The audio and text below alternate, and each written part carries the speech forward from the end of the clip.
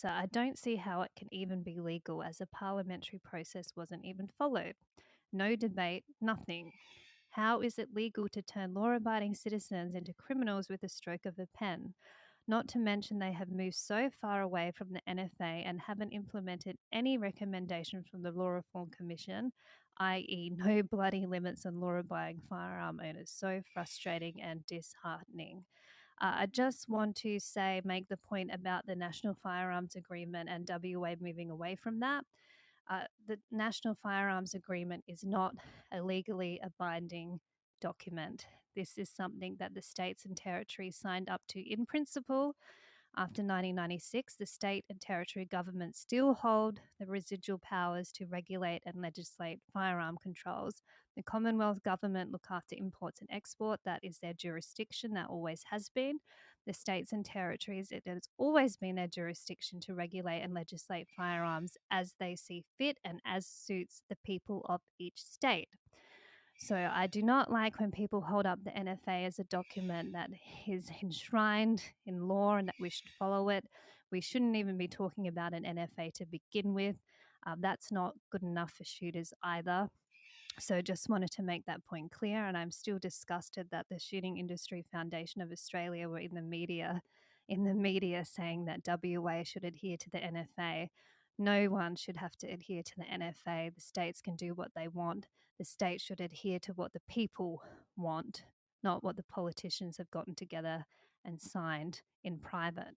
So just wanted to make that point. But you're right, there was the parliamentary process. I spoke to Nick Garan about this, my interviews on YouTube with him. He said they only looked at 14 of the amendments to the law, and it's a 400 something page document, so it did not go through the parliamentary process properly. That's for sure. But when you have one party having absolute power in both houses, they don't need to. They can do whatever they like, ramming through laws in one day. We saw that happen in the last term of government. So, and you're right, Milana, about the Law Reform Commission report, Project 105. Jack spoke about that with me earlier in the week.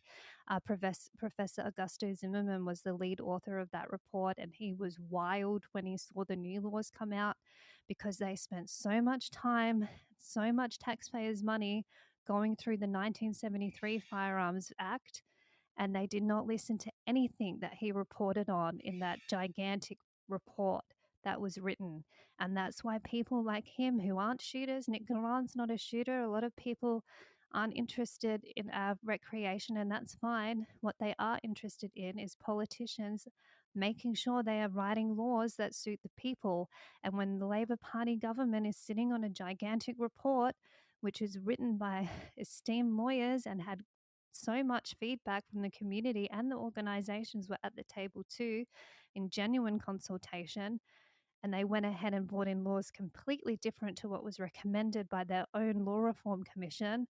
This is the situation we're in WA. And that's why, after you see a government with that mentality, along with the doxing, along with the ban on high powered firearms that they disarm from our veterans, along with blowing up guns that they confiscated of people for pennies, along with closing the gun confiscation program and then banning things last minute on Christmas Eve, when you see a government do that and you think that the only solution is political, when the political landscape is so complex in this state, the only option is to make sure you've got your lawyers lawyered up and ready to go. That's what I've been doing. So I'm so grateful once again that I'm in a position I can go ahead with this fight, because if we didn't have this, I shudder to think the number of people who would be inconsolable with this election result. Inconsolable. So I'm